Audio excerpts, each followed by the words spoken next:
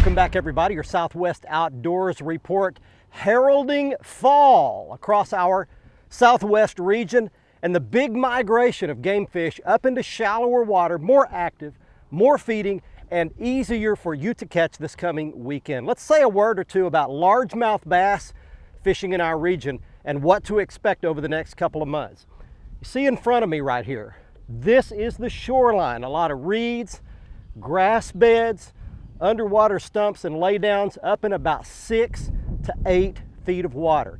That's going to be the depth you need to key in on, and you can move in closer to the shoreline in the fall. Now, starting on your left, they will bite a buzzbait. You can drag that across shallow water and they'll blow up on it. You can catch them on a spinnerbait like this white one with a willow leaf, a Colorado blade on it. And most fun of all, you can catch them on a topwater. Here's my favorite little torpedo bait with a prop on the back of it. Sputters up water. They can't stand it in the fall.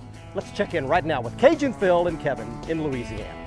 Hi friends, Cajun Phil here with your Fox Louisiana Fishing Report. I tell you what, we talked to some folks, they were fishing down in the Chapelai Basin. They're still catching lots of big bull brim. They use it fly rods or either crickets or live worms. They're catching lots of big bull brim right now. As far as the bass goes, hey, they everywhere. Lake Barrett's a good place to go. They're throwing buzz baits early in the morning. Later in the day, they throw little creature bait, fishing them next to the cypress trees. They're catching lots of bass there.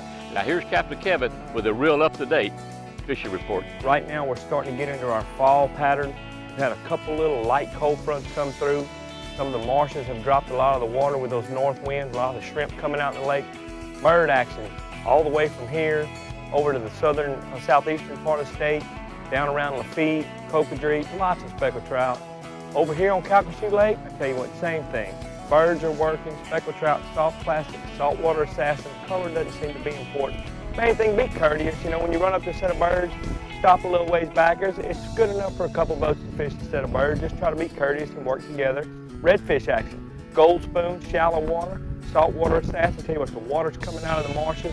Like I said, you can sit in front of a lot of these cuts, throw you some soft plastics or some spoons up there, and you can have real great redfish action. This week on Barry's Reel Fishing, we remind everyone that you just never know what might happen on a fishing trip. Recently, Barry hit the water looking for white bass, hybrids, and stripers, and ended up with a nice surprise. You never know what you're going to find any day you go fishing. Today, I went fishing for white bass, hybrids, and stripers, and what I found was a gigantic school of blue catfish. I happened to be driving around in 45 feet of water when I looked down on my Lowrance HDS7 and found a gigantic school of threadfin and gizzard shad. Now you can see that it's nothing but bait fish from about 30 feet all the way down to the bottom. I was swimming a small swim bait through these fish looking for hybrids, stripers, and white bass. Bye. Got him. That feels like a cat coming up out of deep water. Slip a net under. There we go. That's a blue cat right there. You can see he doesn't have the spots on his side. Into the frying skillet you go, big boy. I'm catching these fish on a Fenwick Elite Tech spinning rod with a lot of backbone in this deep water on a spinning reel, 10-pound line, and a little swim bait that mimics the threadfin shad. Slowly swimming it along. And I can actually every once in a while feel the swim bait bump into those shad. There's one good blue cat right there. Oh, there we go. He was probably about 30 feet down in 45 feet of water, but that is a real fat blue cat, and you can see from his belly, they're just gorging themselves on those threadfin and gizzard shad. These blue cats will school up, gang up around these bait fish right in the deepest part of the lake, so don't be afraid to go right out in the middle of the lake. There's another one right there swimming at me. Oh, that's a good pull.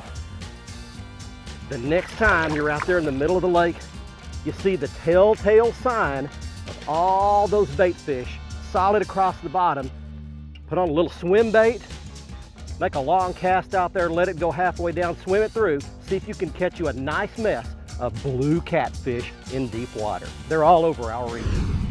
Stay with us. We're coming right back with Edwin Evers and the Strin Ask the Pro. Plus, Barry's got the Whataburger Big Catch of the Week. The Southwest Outdoors Report, powered by your Texas Chevy dealers, is brought to you by Abu Garcia for life, by Navionics. We start where the road ends, by Whataburger, just like you like it, and by Mercury Outboards, #1 on the water. This is the Southwest Outdoors Report, powered by your Texas Chevy dealers.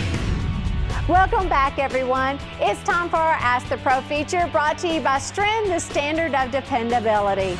Our question this week is from Brett in Texas, who writes us, I hear pros talking about the sweet spot when structure fishing.